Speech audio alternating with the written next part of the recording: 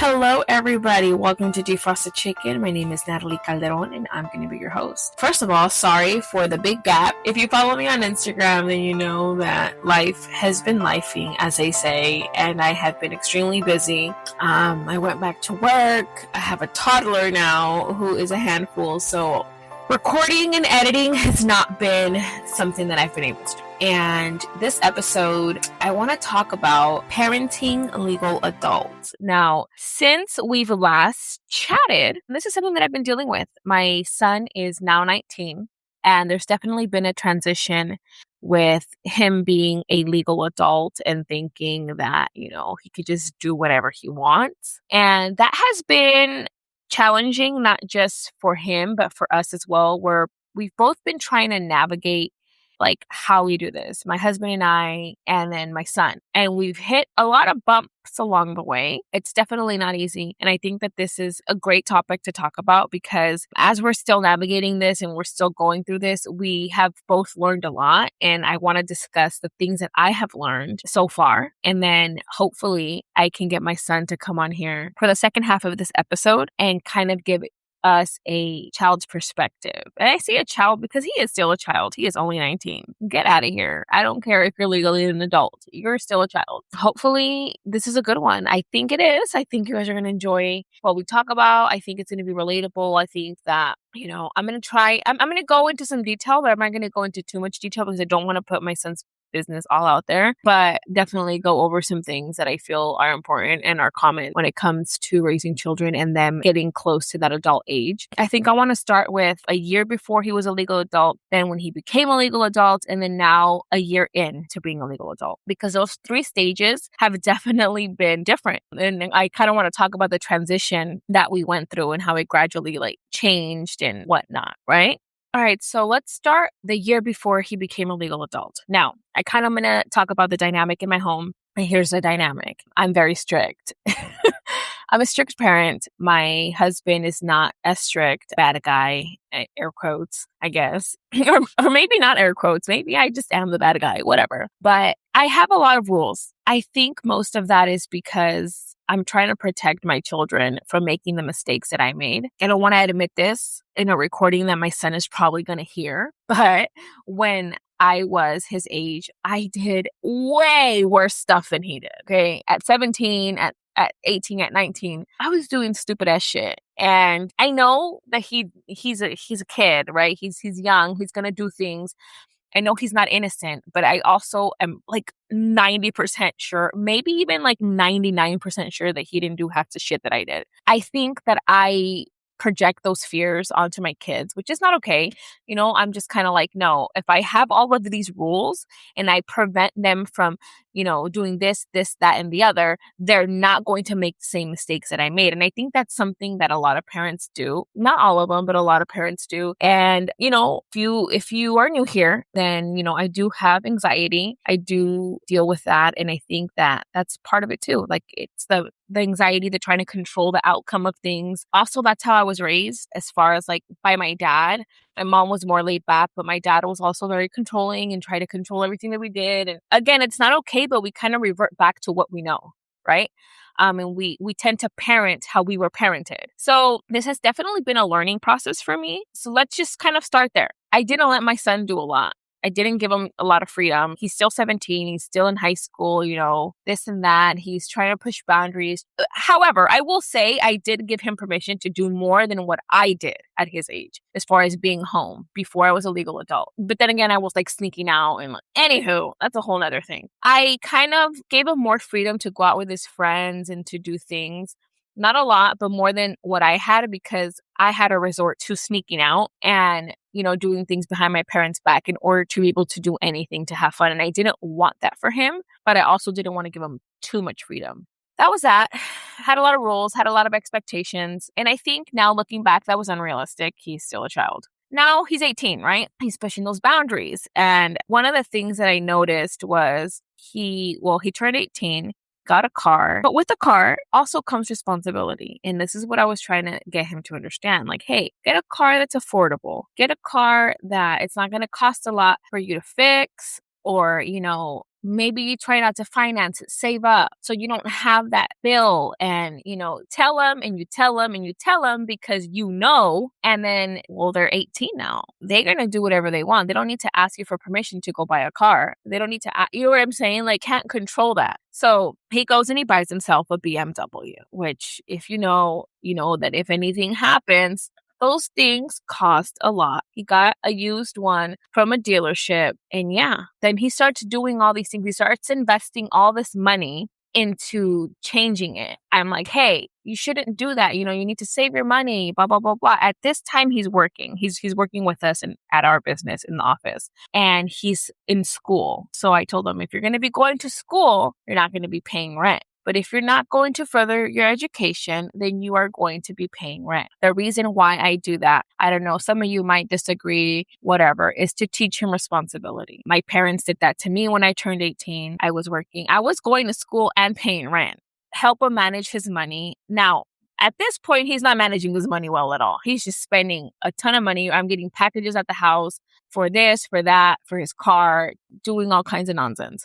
And I'm like, okay, well, you're going to pay $300, which to me, that's reasonable. $300 if you're not in school. If you're in school, you don't have to pay. So I start to kind of notice that I don't see him doing homework. And I'm like, what the heck? Are you in school? Yeah, I'm in school. Yeah, I'm in school. Long story short, he wasn't in school. He took a couple classes, went a couple times, and then he stopped going. Again, I want him to further his education. He doesn't want to. I can't force him. He's 18 now, right? So it's like, I can talk and I can say and I can give advice, but at the end of the day, he's going to end up making that decision. So he decides he doesn't want to go to school. All right, you're going to pay rent. That's just how it's going to be. That's going on. He wants to stay out later. He wants to go here. He wants to go there. He wants to start planning overnight trips with friends, with girlfriends, with this, with that. And I'm just like, whoa, whoa, whoa, whoa. Slow down, my guy. You just turned 18. You just graduated high school. Like, no, you can't do this. You can't do that. He's not liking it. Also, I have chores. Like, if you're going to live in this house, you're going to have to do chores. Now, that was a thing that he had to do beforehand, like before he turned 18, and we had chores. And kids with chores, it's just always going to be a struggle, right? Well, he's kind of being lazy with his chores.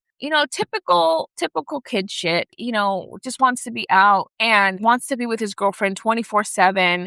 It's just like, hey, that's not a good idea. Hey, so we're struggling. We're going back and forth. He's not doing the chores he's supposed to. He's not following the rules. He's pushing boundaries. We're butting heads. Like I mentioned previously, he does work for us in the office. And then he started slacking in that area, showing up late to work, just kind of like not being responsive. So then we come to this place where I'm like, okay, how do we handle this? Because he needs to understand that he needs to be responsible at work. It doesn't matter if he works for us. He's not always going to work for us. Or maybe he wants to go do something else, whatever, that's fine. But he needs to know that when you have a job, you need to be responsible. You need to show up on time. You need to do what you're supposed to do. It's our job to teach him that. So there started to be consequences. And he was just kind of, not really caring. So after multiple talks and multiple chances, we had to let him go. And that was tough because we didn't want to, but it was more important for me to teach him this lesson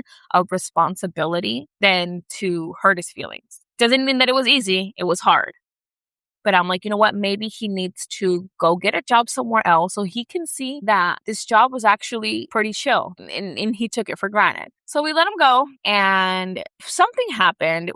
There was a discussion. He was just not doing what he was supposed to. He was kind of just slacking off all the way around, being a regular, 18-year-old. But we're like, hey, this is our house and these are our rules and you need to follow these rules. And, the good old my house, my rules. And he was just kind of like big middle finger. I don't give a shit. Now, those of you that don't know my son, he's not confrontational. He doesn't really talk back ever. He's just kind of one of those, I'm not going to talk back and I'm just going to do what I want. So it's not like we were fighting or arguing or, anything like that. It was just him just listening to what we had to say and then turning around and just doing what he wanted anyways. Which honestly, I feel I feel that it's more infuriating just because I'm a big communicator. If I feel something, I say it. So when he was just like, whatever, just blew us off. So there was a conversation that was had, basically was like, if you're not going to follow these rules, then you can't be in this house. And he took that as, you kicked me out. So he left. He grabbed his crap and he left. That was tough for us because our son was not home anymore, he took his location off his phone so we could no longer track where he was going. And I didn't know where he was. I had an idea, but I didn't know where he was. That was tough. There was a lot of crying on my part. There was a lot of is he okay? He doesn't have a job anymore, so he no longer has income coming in. So I'm like, does he have money? Like, is he hungry? Is he cold? Where is he? Right? Like, I figured he was fine. Like, but as a mother, you still worry about these things and you still, want to know where your kids are. And so we finally talked. There was a time where we didn't speak, and I had communication with him for a while, and then he stopped talking to me for like 2 weeks or so. And I wasn't reaching out because I was like, you know what? I didn't do anything here other than try to teach you responsibility. I feel like he took if you're not going to follow these rules, you can't be in this house, as an opportunity to leave and get all this freedom that he thought was going to be amazing, right? Like, my mom and dad can no longer tell me what to do. I'm not going to live here anymore. But he goes and he moves in with another family that is not like family, right? He had several places to go. He could have gone to his grandma's, to his cousin's house, whatever. He chose to go elsewhere. And I thought, I was like, hey, do you think this is such a great idea?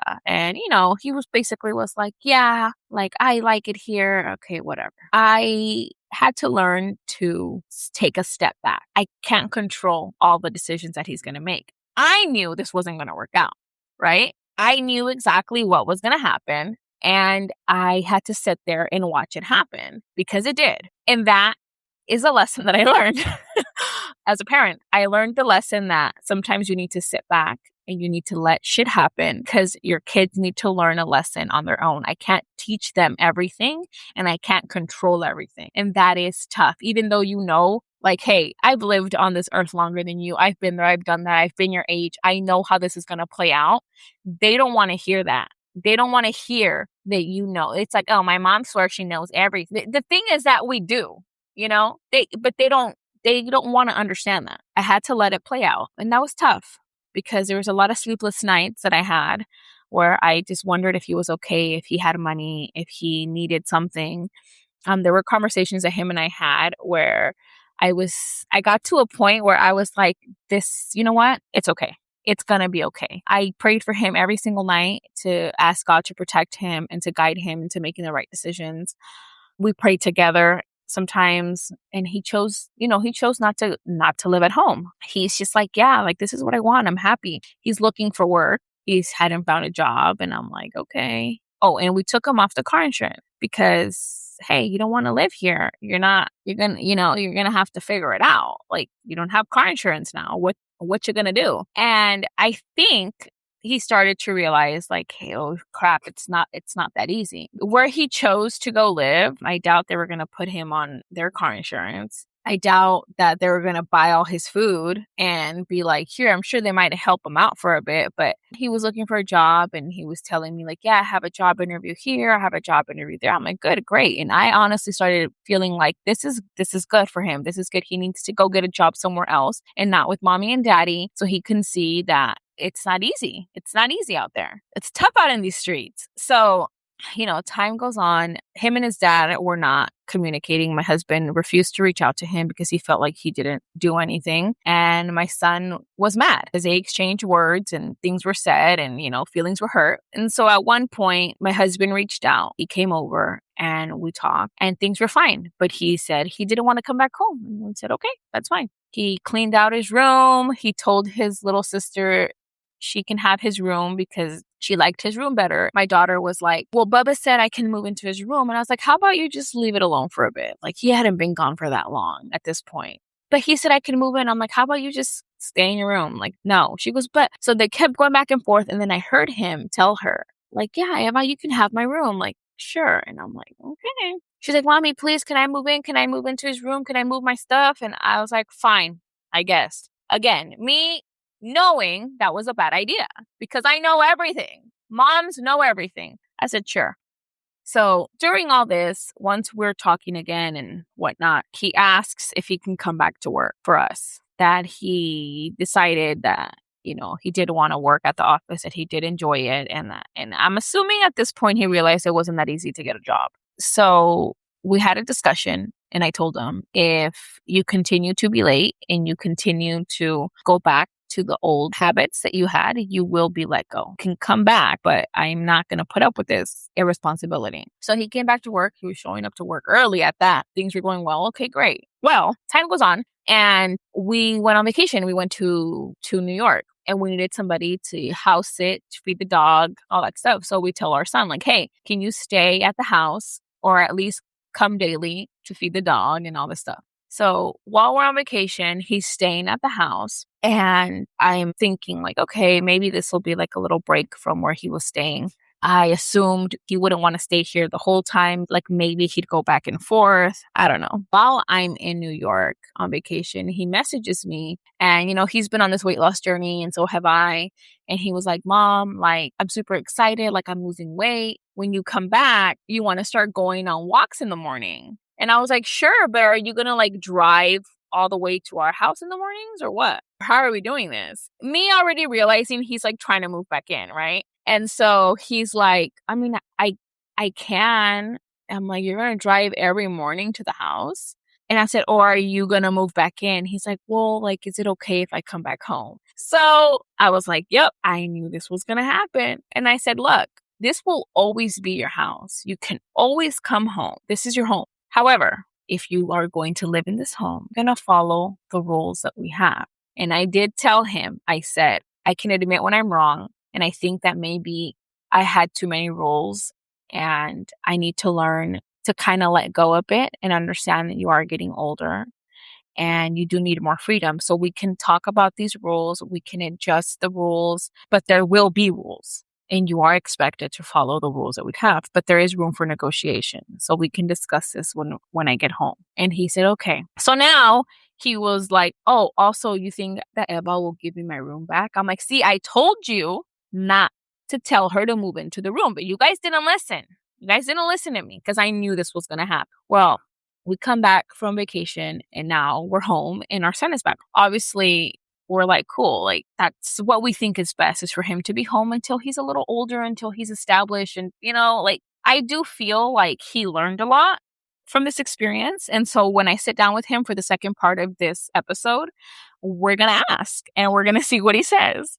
I did ask him already if he was willing to sit down and talk. And he was like, oh, I'm kind of nervous. And I'm like, it's okay. It's just a conversation that we're having. Just be honest. Pretend I'm not recording you. Like, I'm not going to get mad for whatever answers you give. I just want honesty. I want a perspective from your end. And I also want, not just for me, but for the listeners to hear perspective from a 19-year-old kid who basically had everything and then got mad and left home and now is back.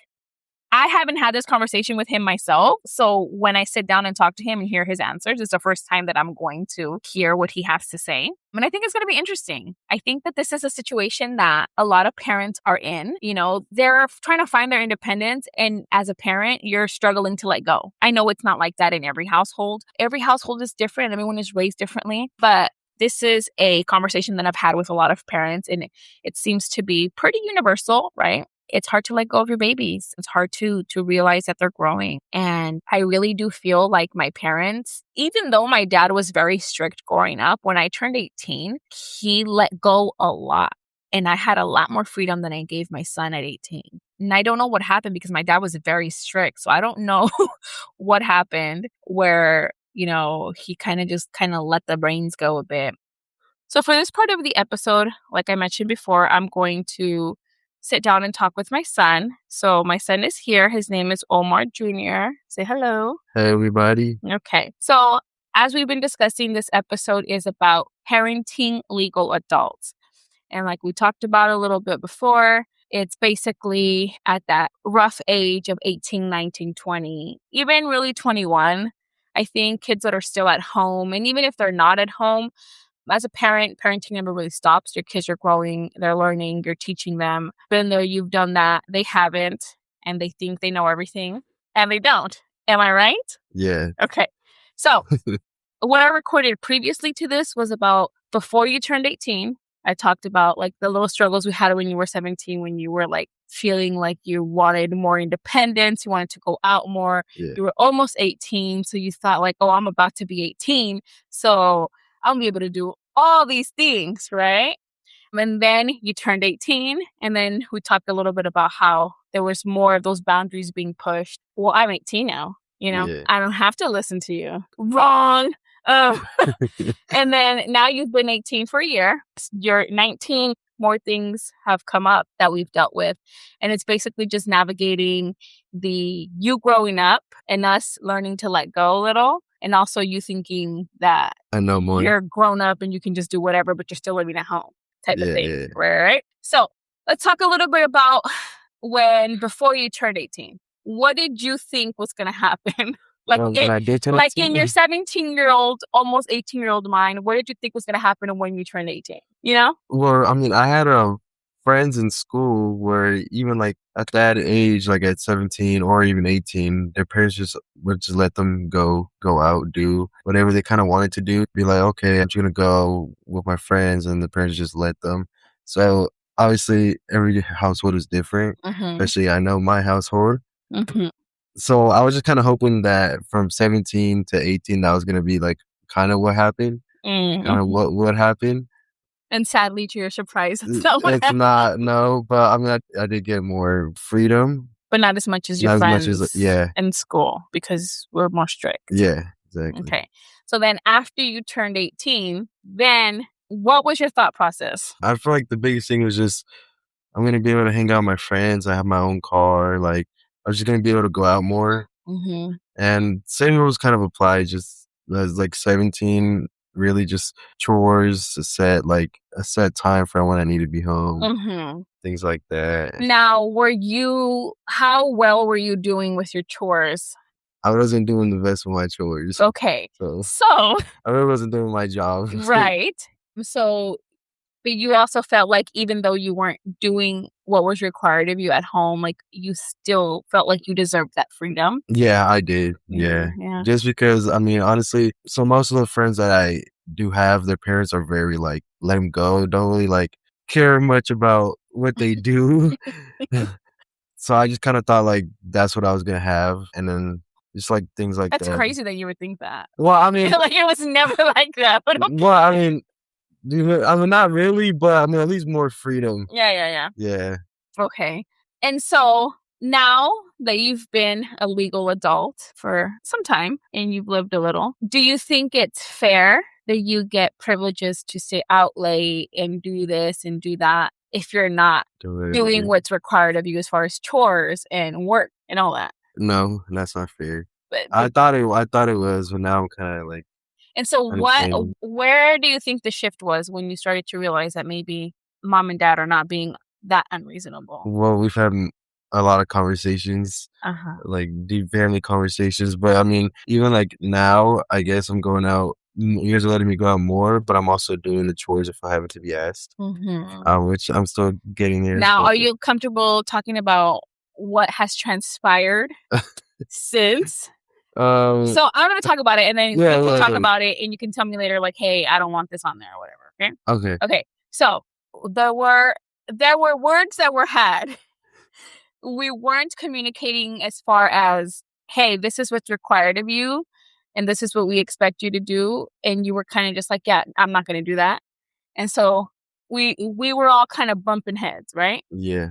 And so there was that great conversation that every parent has. My house, my rules. If you don't like my rules, get out. Then, I mean, that's not really what was said. Yeah. If you don't like my rules, then don't live in my house, right? Yeah.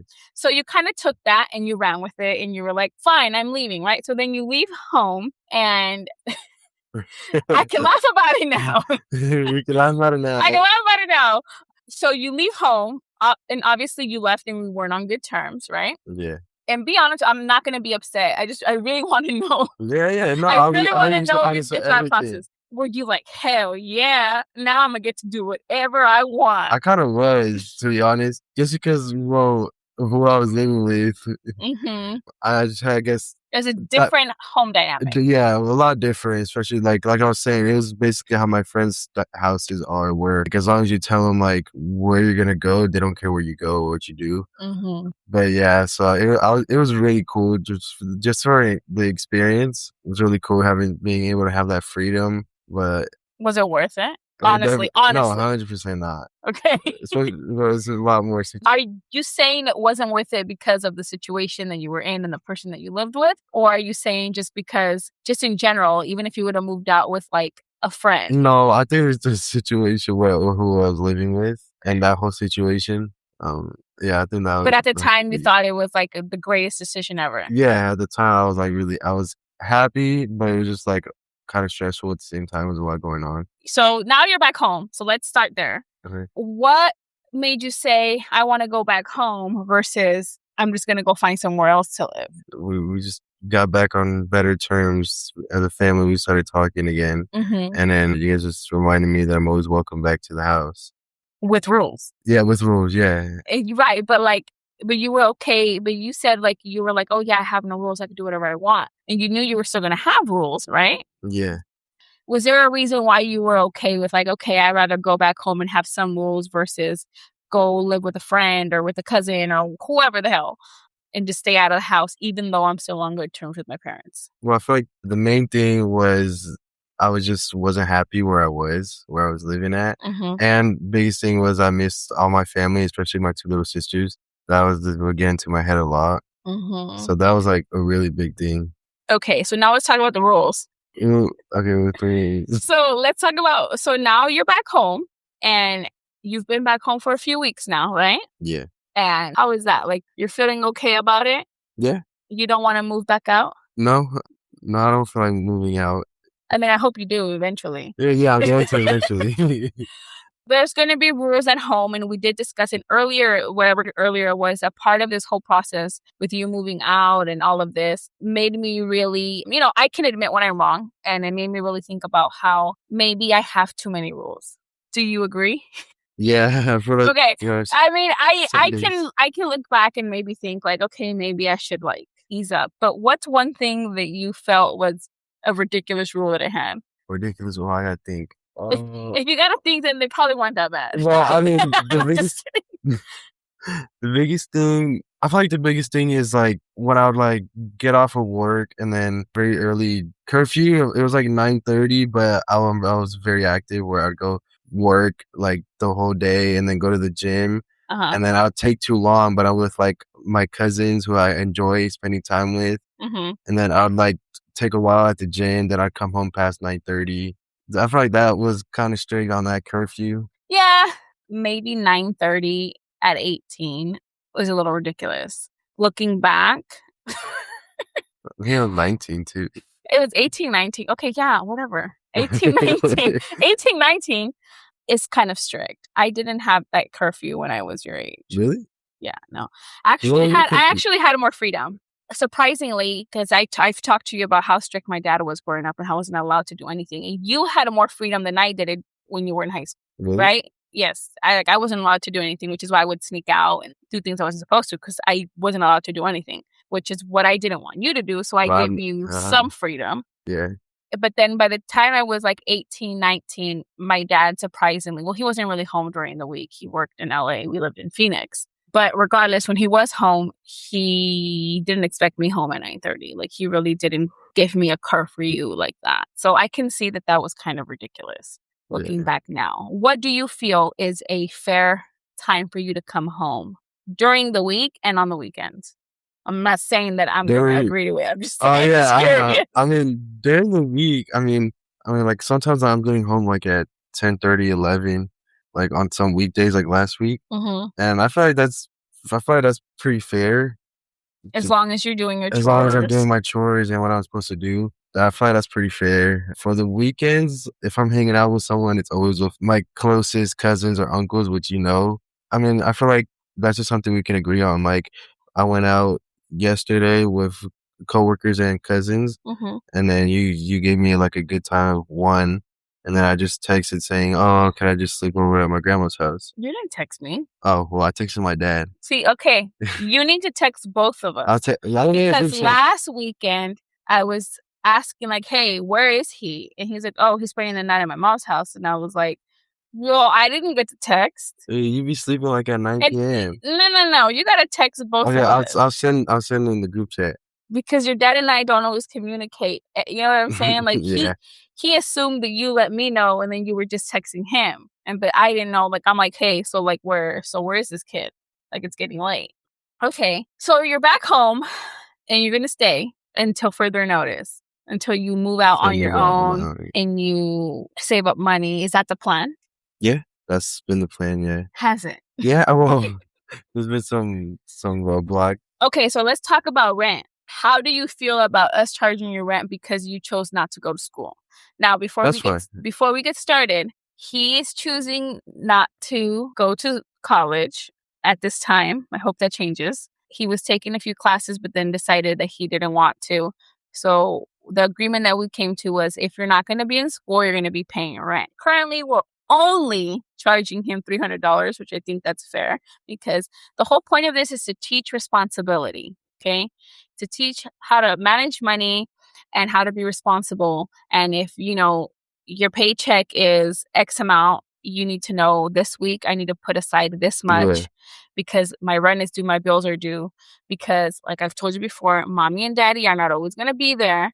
So you need to learn how to manage your money, how to be responsible, and all that good stuff, right? And you got to learn that life is not easy. Now, and that's another question. When you weren't here living at home, there were more things that you had to pay for, correct? That weren't easily accessible to you, I'm assuming. Yeah. Because like here, we still buy the soap you wash your ass with.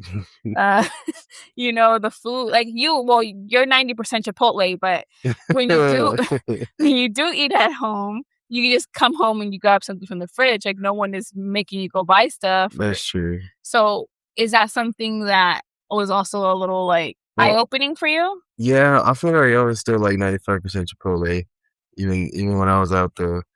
But I gotta stop because. But you had to buy. Yeah, things that you needed, little things that you needed that maybe were available to you here at no cost. Yeah, little things that add up. Yes, they do add up. And now let's talk about your car. You have a car. Yep. And you are making payments on it because you financed your vehicle, which means you need full coverage insurance. So how is that? Even though your mom and dad told you, I want to talk about this because I suggested you buy a car that you didn't need to finance because it was going to be your first car and you're only 19. Now you didn't have to get a little bucket or anything, okay? Like a little hoopty, but a car that was going to be good, well taken care of, right? But you didn't need to make payments on it.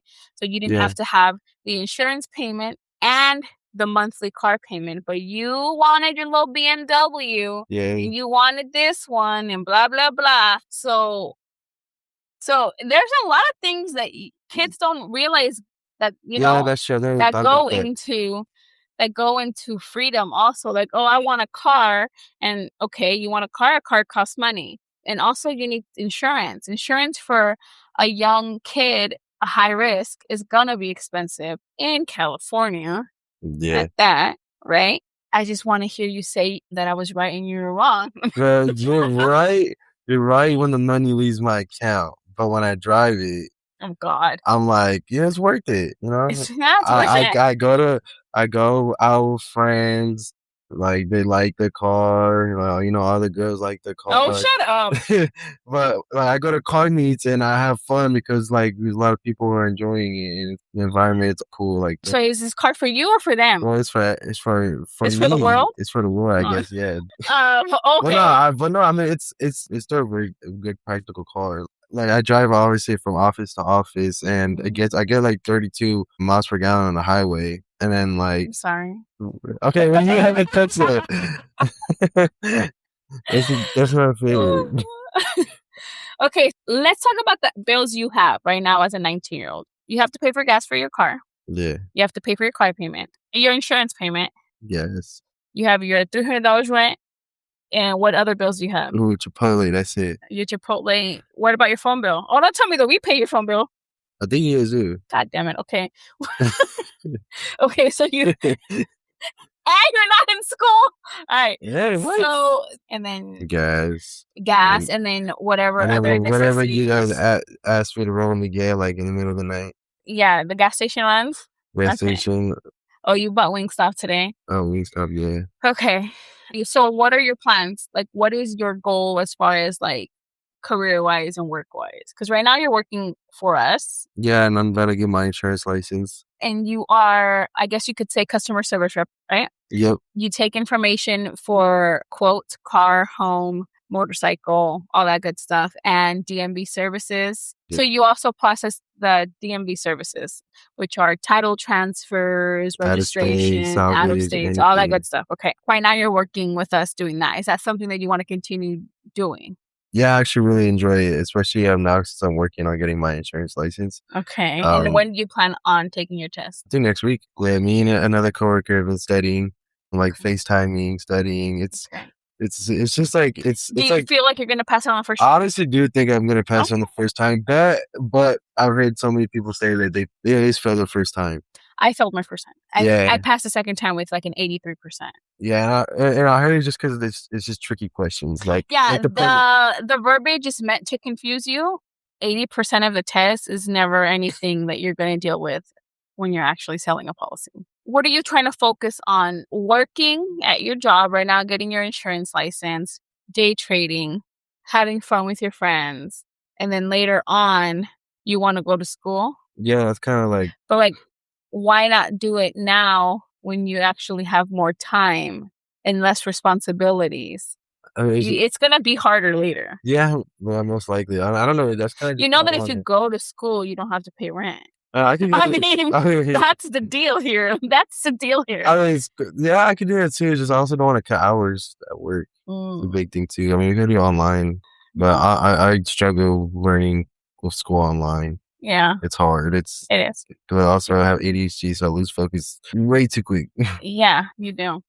So what are you doing to help? Not going to school? That's not a way to manage your ADHD. I don't know what I could do. What about medication? Medication? Well, is that something that you want to explore again or no? What is it? Adderall? I used to be on Adderall. Yeah. Oh, yeah, it's pretty cool because it really does help me focus a lot. How do you feel about tracking? We did have each other's locations, right? And then you decided to move out. You threw a little fit and you left. And then you said, You did that to me. You did it to me. You literally turned it off. You turned it off. I didn't turn anything off. You are such a liar. No, really. No, you ain't. No. Hold on. Let's hash this out in front of everyone right now. No, yeah, I did. The day that you left, I was literally tracking your location because I was like, where is this kid going? Like, where is he going to go stay? You were down the street on Sheldon when all of a sudden it says, Bubba stopped sharing his location. And I was like, okay. Well, yeah, I was going to say it. Anyways, okay. So we don't have each other's location anymore. But how do you feel about that with kids and parents? Because for us, it's for safety reasons. Yeah, I feel like for me, it's a lot more relieving knowing that you're not always on top of me. Okay. But like, I mean, because if I was at a drive-thru somewhere, I'd randomly get a text from you with your order when I wasn't even trying to buy you anything. A couple times, like your dad and I would like stop at a drive-thru like Burger King or something, and then all of a sudden I'd look at my phone and I get a text message from you with your Burger King order. It's like, you're not here because you're checking our location. Oh, yeah. You see that we're eating somewhere, so then you'd send your order. But my dad does that too all the time. Yeah, he's annoying. But I mean, it's not like you can always like just give me a call or text me and be like, "Oh, I'm with my cousin." The calls and the texts that you don't respond to? Okay, well, I'm not always on my phone when I'm with my cousins or hanging out with people. Okay, so at what age do you feel it's like time for parents to stop tracking their kids? 18, I feel like. At 18? An absolute no tracking, or just us because we would be on your ass? I feel like we would just be on top of like everything. I mean, I just feel like if you just text them or call or just be like, "Where are you? Like, who are you hanging out with?" And if you just tell them, then that's fine. Because you're so honest? Well, no, that's what I'm saying. We're like, it's kind of scary sometimes. We're like, I'm hanging out with my cousins. It's kind of late, and then if I answer, it's just gonna be you guys like yelling at me or something. Because it's like 9 past 9. It's like 9:31. Okay, we've moved past the 9:30 thing. Okay, That was in the past. We've established that. We're allowing you to stay out later. I do recognize now that 9:30 was ridiculous. And even your tia Vanessa told me that. Okay. She was like, 9:30 for 18-year-old is insane. And I'm just like, no. And then after a while, I was like, yeah, okay, yeah. I'm like, that was a little ridiculous. Especially because you did work all day and then you went to the gym and expecting you to be like rushing. Probably not the best decision that I've made, but also that was mostly fueled through you not doing your chores and not really doing what you were supposed to. If you had been, I think I probably would have been more lenient, but I do understand that like I cannot control everything. And that has been a learning process for me as well, learning to let go and to understand that you're getting older and you need more freedom and all that good stuff. Now that you're getting older, you're understanding why there's rules. Yeah. And you understand that you need to pull your own weight here and maybe just not run off and go live with someone because that's going to be the coolest thing ever. And then you realize that not that cool. It wasn't that cool. Yeah. And it's funny because like, it was hard for me when you left because you're my kid, obviously. And I was just kind of like, is he okay? Is he eating? Is he cold? Where is he sleeping? What's happening? There was a lot of crying involved. And then after a while, I was like, you know what? I think this is a good thing. I think that he's going to learn a lesson from this. I'm definitely learning a lesson. I'm learning to let go. And I'm learning to understand that I can't control everything my kids do, especially after a certain age. But mostly, I was more excited about you realizing that I was right and that you that I was right and you were wrong and that it wasn't going to be that cool to do what you did and you were going to come back home. I was just waiting to see how long it was going to take for you to be like, hey, can I come back home? So I could be like, of course, I told you so. So here we are. Life is great. Everything is great. Is there anything else that you want to add? Do you think a parent's job is ever done? I don't think so, honestly. Like, I'm still learning things from my dad. Like what? Like, just life things. So, for example, our parents parented teenagers. This is my first time parenting a teenager. So, your dad's parents and my dad give us advice and tell us, like, hey, been there, done that with you. This is not a good idea, or you should try to take this approach, or you should do this. We're still learning. Yeah, we're still like, you know what I'm saying? Like, it's never ending. So I think what we're going to close with is that I'm always going to be right. I'm just kidding. Actually, I'm going to bring something up. So speaking about parenting, young adults and whatnot, you recently had a meeting with your bio mom and she hasn't really parented you. Never. Ever. Really. But how do you feel that would have gone? Like if she would have been more involved, yes. More involved and maybe parented. I don't know. I feel like that's a whole different like universe type of thing. But there's just too many factors to even say because she would still be doing the stuff she was doing or going to like jail or something. So like she would still be gone. Looking at it now as a young 19-year-old with no kid, what are some things that when you have kids you want to make sure they don't do? Anything she did.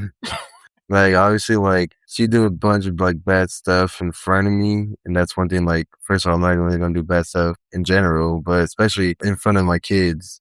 I feel like that's the biggest thing, because, like, they see everything you do, especially when they're young, they learn a lot easier, so. That reminds me of something. Obviously, we're talking about parenting, right? I have parented you for what, 13 years now? So for those of you that are new here, and you don't know the whole backstory, Bubba is not my biological son. I met his dad when he was 5 years old and we moved in together and I became his mama when he was 6.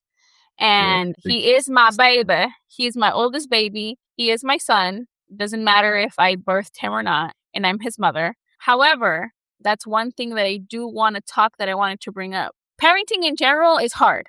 Let's just start there. One thing that I struggled with, not only parenting you as a kid, but parenting you as an adult. This is something that I recently went through when you moved out and we were like not on good terms and we were, whatever. Yeah. there was always this fear, I guess, and it's hard for anyone to understand if you do not have kids that are not biologically yours. Even though you and I have a strong relationship, at least I feel like we do. And I hope that you know that I love you unconditionally.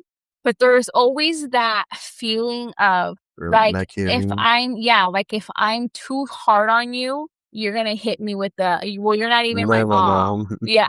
Yeah. Or like, I don't care what you say because you're not even really my mom or something like that.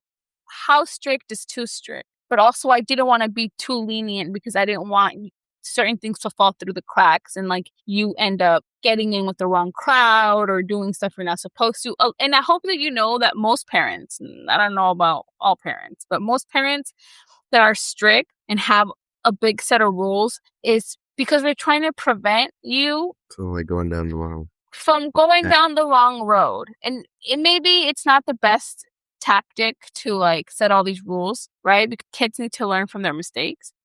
But most parents do that because they're trying to control and prevent. And obviously we can't control and prevent, right? But it's all done with love. And when you have kids, you will learn that. Because right now you're like, when I have kids, I'm going to because I did the same. I said the same thing. Like, oh, when I have kids, I'm going to be less strict. And then here I am. Talking about being less strict. And here